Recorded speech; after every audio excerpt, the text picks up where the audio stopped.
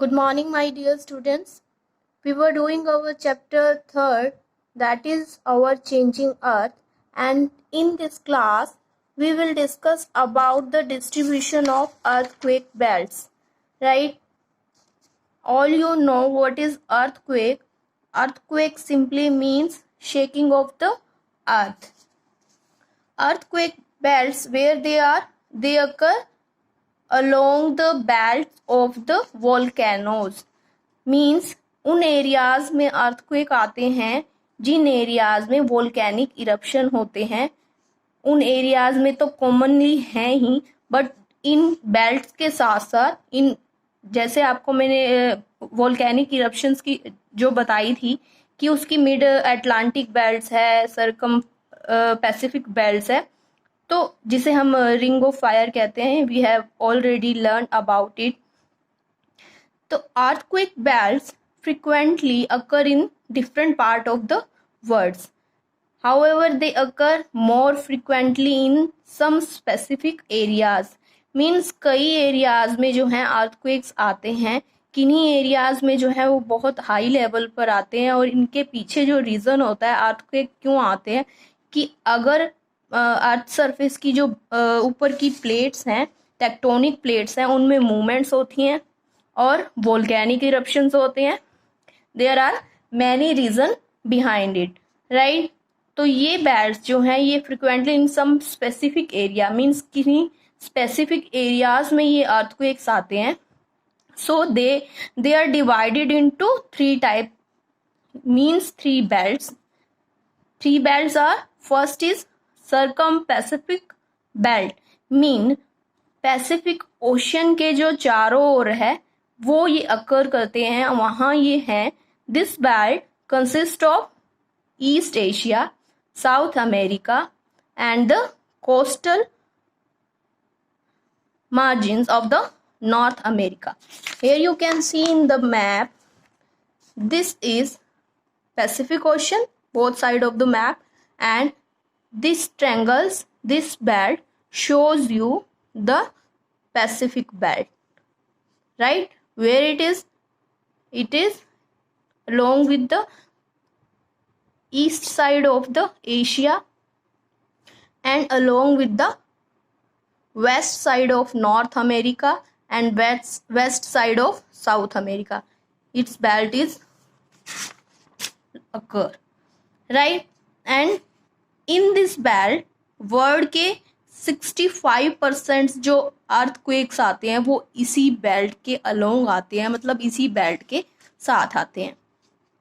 It also कंसाइड with the Pacific ring of fire. इसे हम क्या कहते हैं? पैसिफिक रिंग ऑफ फायर कहते हैं, because these areas occur both earthquakes and volcanoes. Second belt is mid-continental belt. It includes northern and the eastern Africa, alpine mountains, Himalayas and Mediterranean Sea.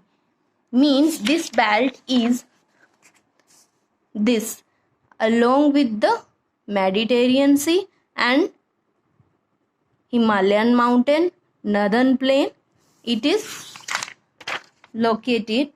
and Mediterranean sea से होते हुए Africa, Mediterranean sea, Alpine mountain से होते हुए Himalayan reason तक ये belt जो है वो आती है. और वर्ल्ड के 25% जो अर्थक्वेक्स आते हैं वो इसी बेल्ट में आते हैं. Right? Occur in this belt.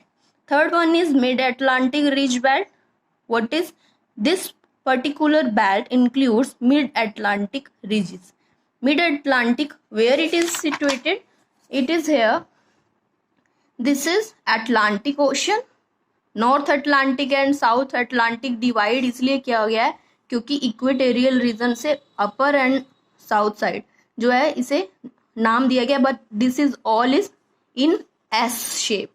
This is all is Atlantic Ocean and this is here in the middle of the Atlantic Oceans. Why it is here? क्यों है ये यहाँ पर?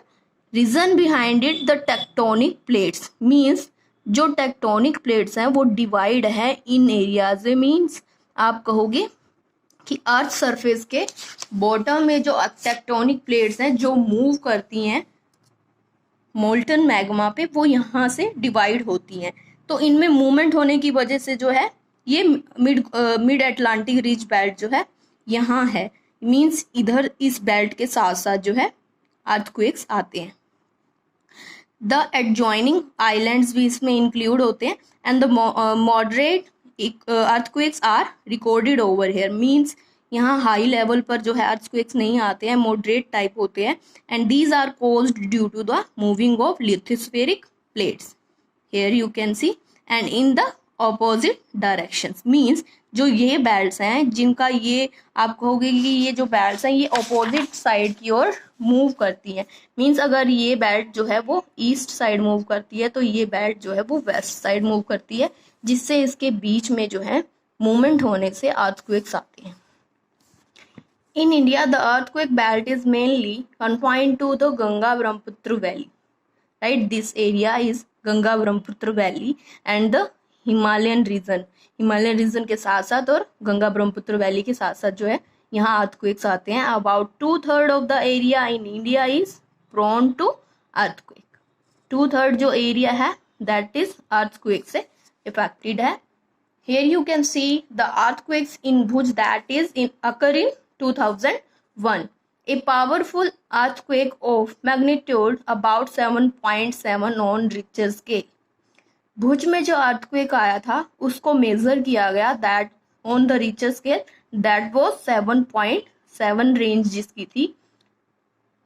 The Western Indian state of Gujarat on 26 Jan 2001 को, और ये earthquake 26 Jain 2001 को आया था गुजरात के भुज में, गुजरात स्टेट के भुज में.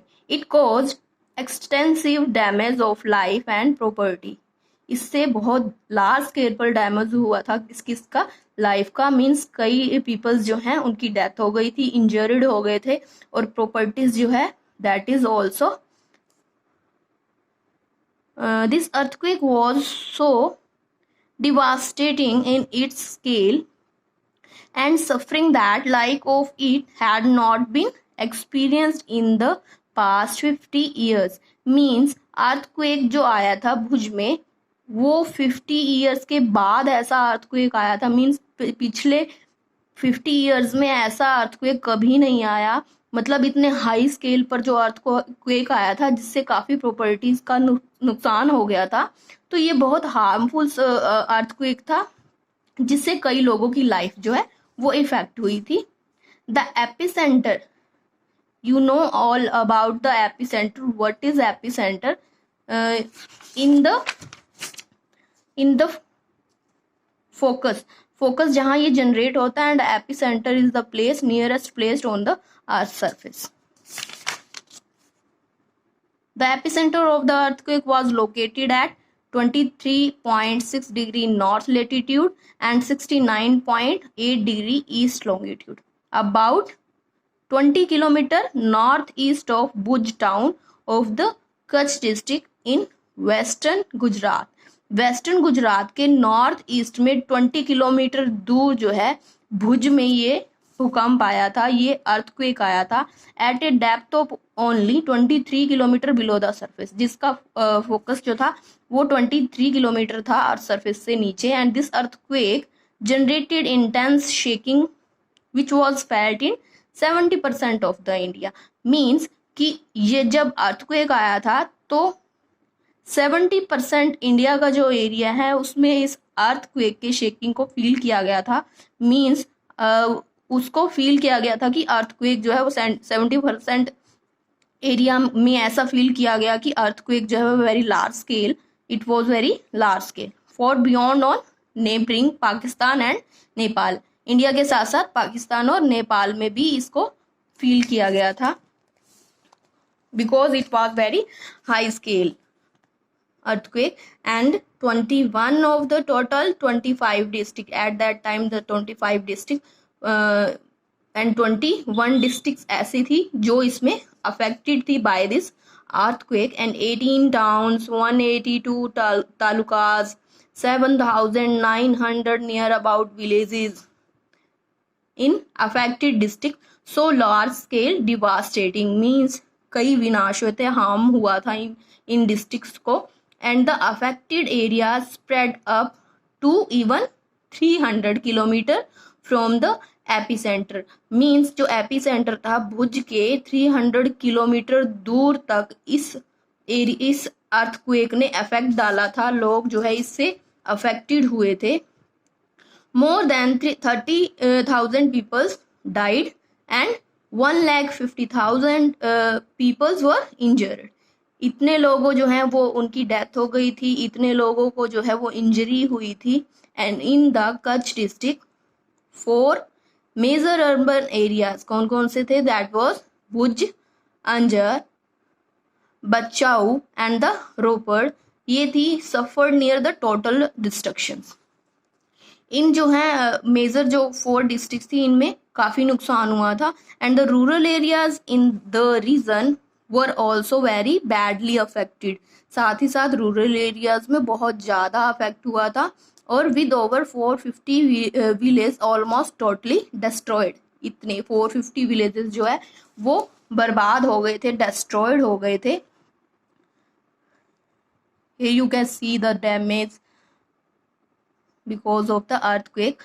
Other urban areas such as the Gandhidham, Morvi, Rajkot or Jamnagar also suffered damage to major structures. And Ahmedabad, the largest city of the Gujarat, was also severely affected. Means Ahmedabad में भी बहुत ज़्यादा affect हुआ था, बहुत largest city है ये गुजरात की. And the Gujarat earthquake is very significant from the point of view of earthquake disaster mitigations in India. अब उसके बाद जो है earthquake ये जो है earthquake गुजरात ऐसा एरिया माना जाता है, ऐसा पॉइंट माना जाता है जहाँ इंडिया का सबसे लार्ज स्केल पर जो है अर्थक्वेक आया था. बट अब ये है, अब कुछ जो है वो साइलेंटली है, मीन्स रुका हुआ है, शांत है. And the problems observed in this disaster are no different from other major recent earthquake in the world. और इसकी प्रॉब्लम जो अर्थक्वेक गुजरात के भुज में आया था ये किसी और डिजास्टर से कम नहीं माना जाता है. मतलब इससे भी इतना ज़्यादा नुकसान हुआ था जो किसी अलग डिजास्टर से हो सकता है. Right, you can fill up your exercise with the help of these and we will complete our short answer questions in the next class. Thank you students. Have a nice day.